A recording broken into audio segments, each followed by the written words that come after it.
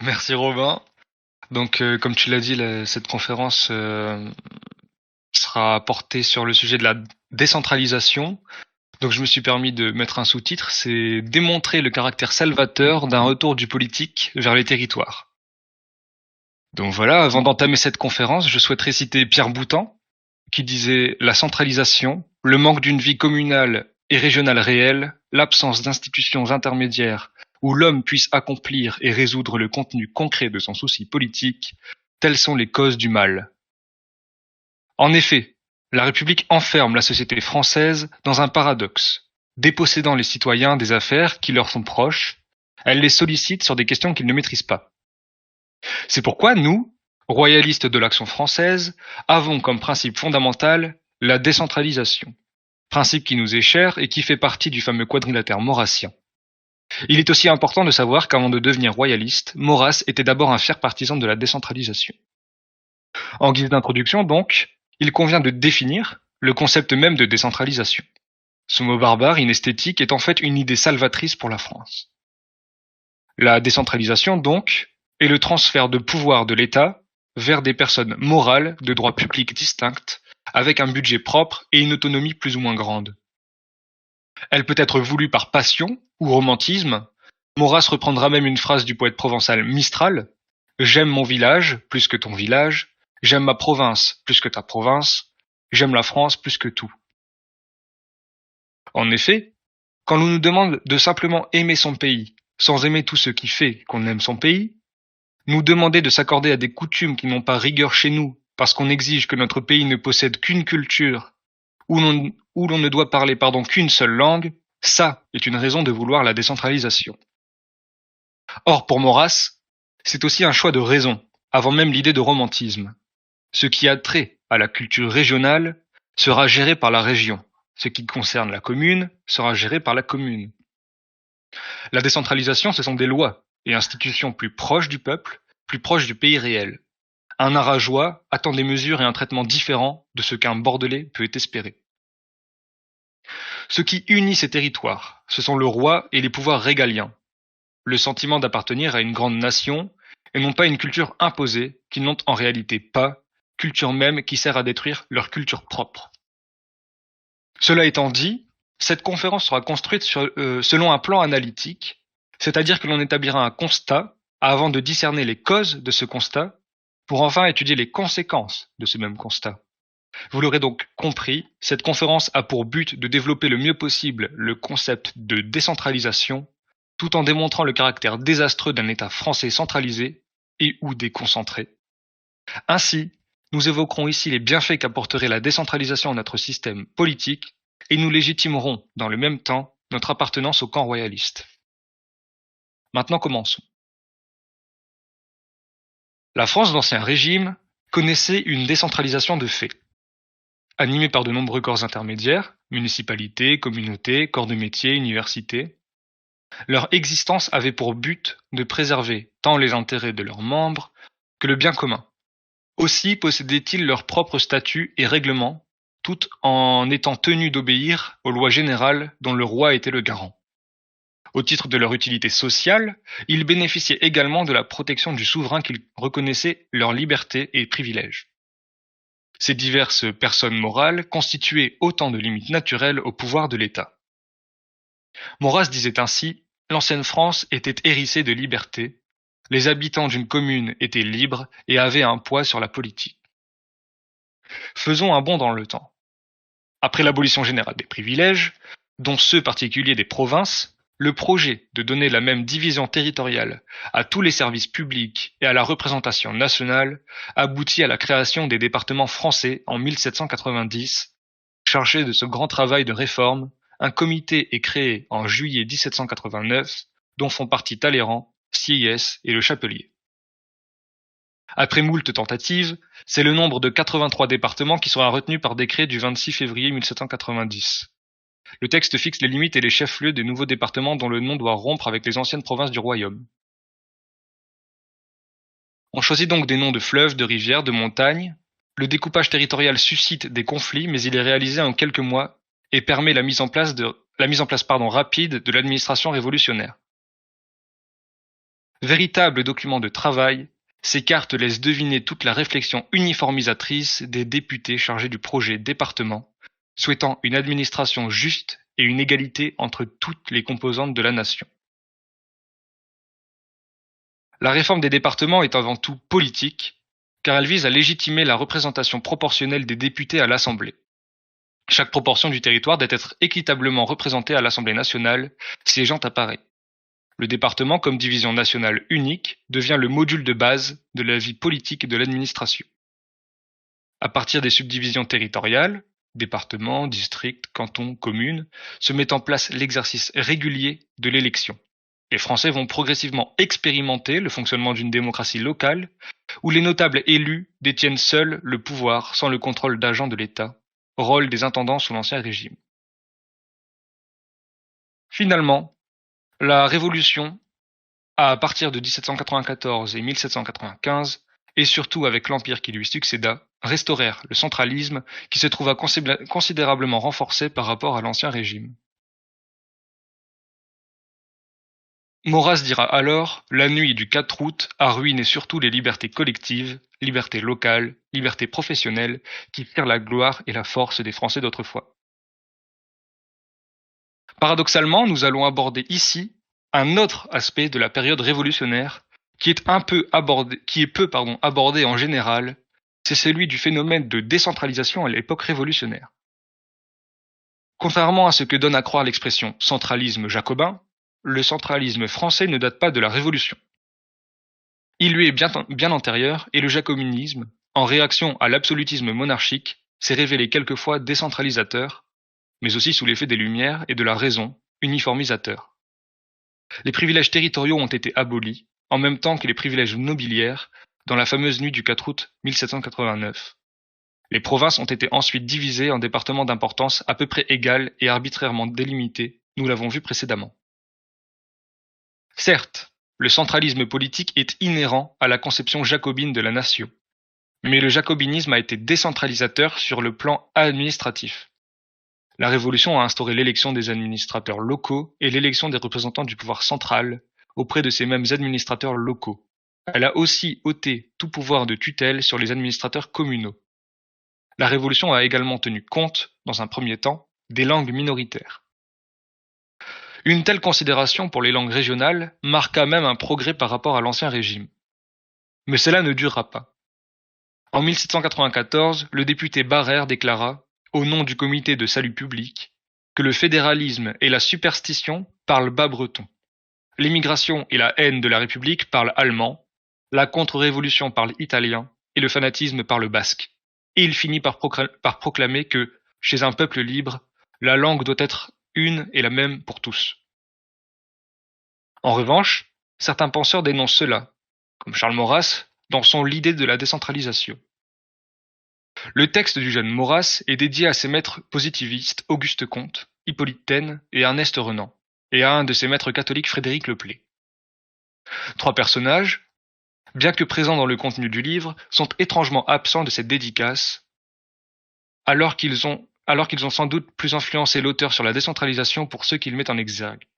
Il s'agit de Pierre-Joseph Proudhon, René de la Tour du Pin, ainsi que Maurice Barrès.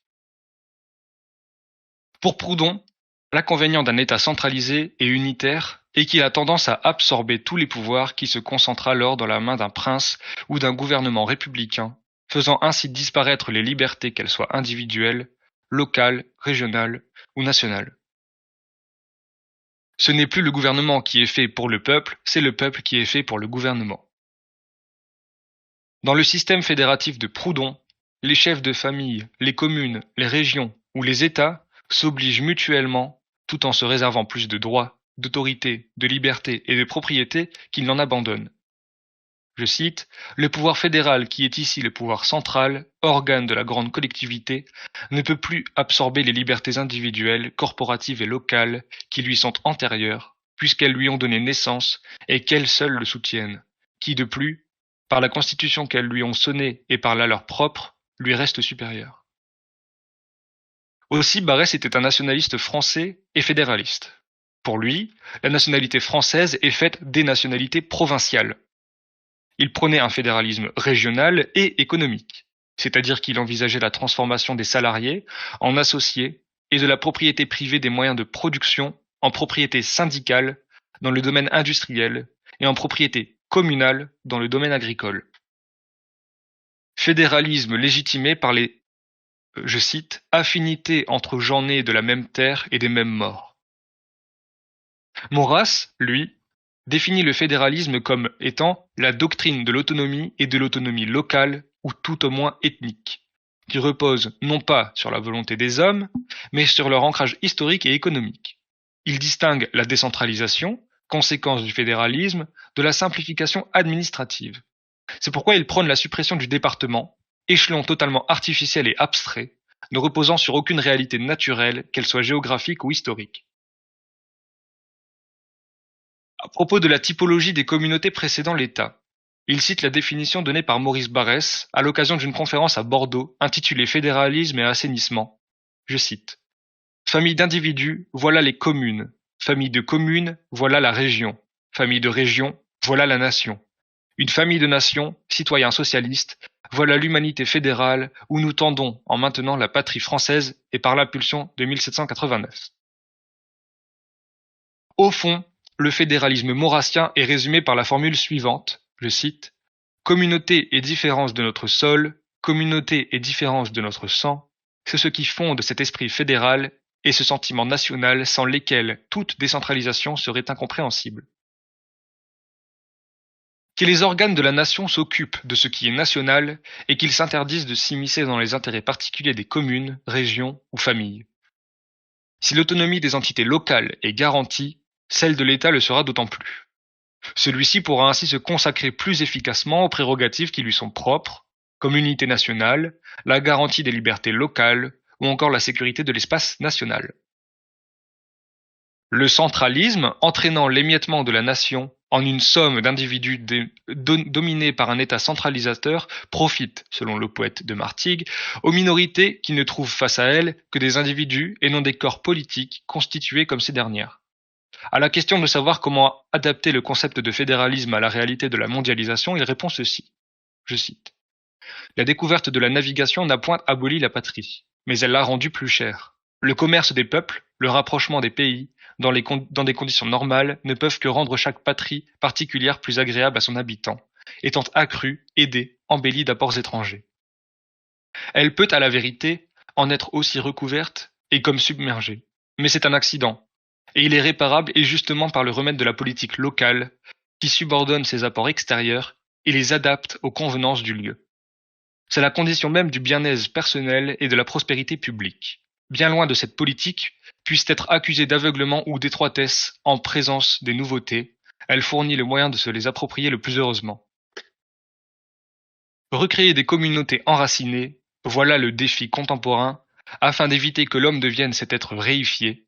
Dans une optique, gardons en mémoire le conseil de Charles Maurras. Qui voudra réorganiser notre nation en devra recréer les premiers éléments communaux et provinciaux. Qui veut réaliser le programme nationaliste doit commencer par une ébauche de fédération. Continuons.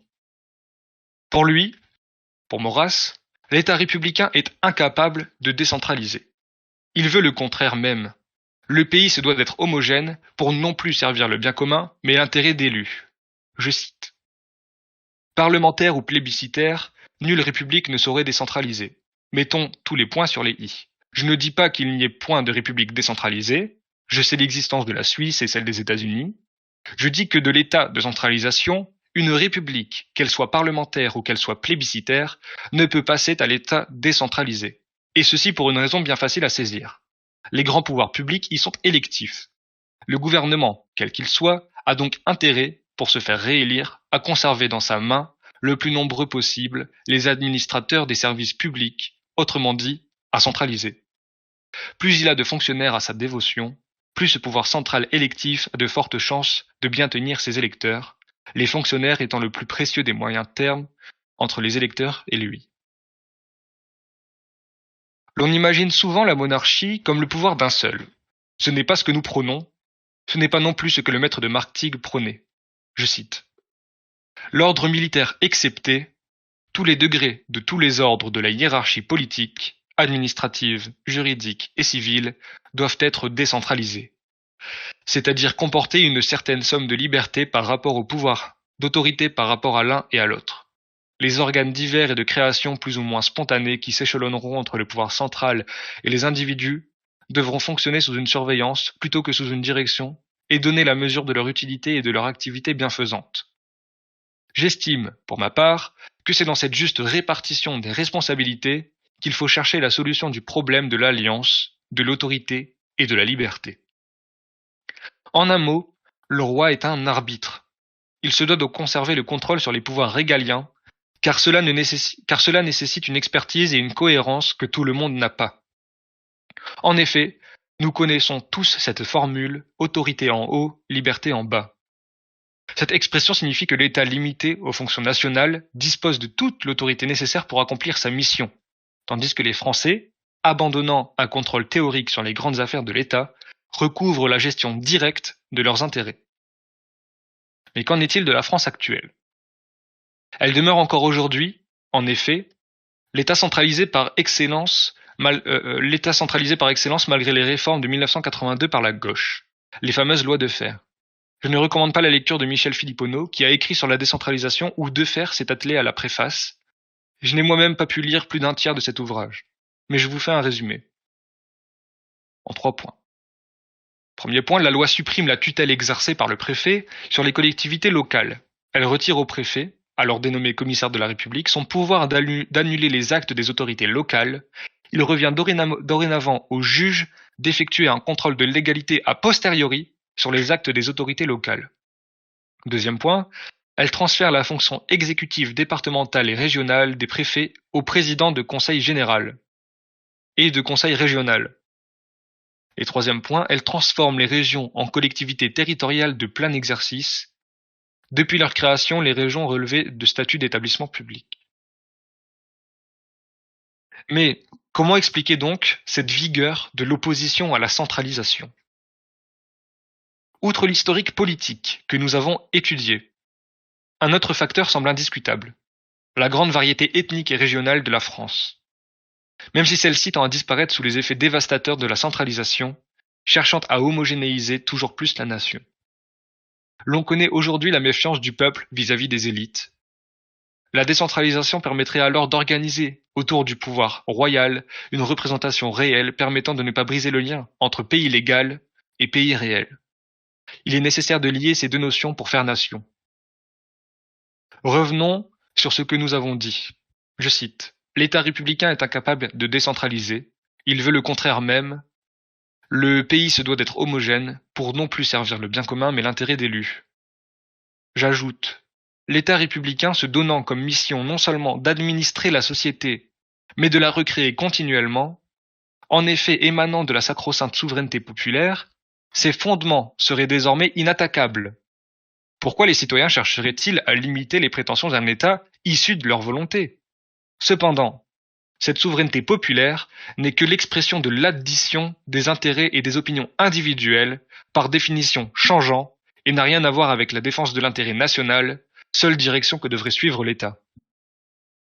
Enfin, il nous est désormais aisé de dire haut et fort que la centralisation est en réalité un instrument de destruction ethnique et culturelle, voulant effacer notre histoire, nos racines et nos langues, en homogénéisant notre peuple et en fabriquant un nouveau, un français unique, compatible à l'idée de république.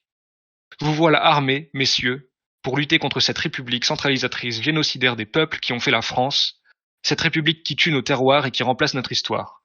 Je vous remercie de votre attention.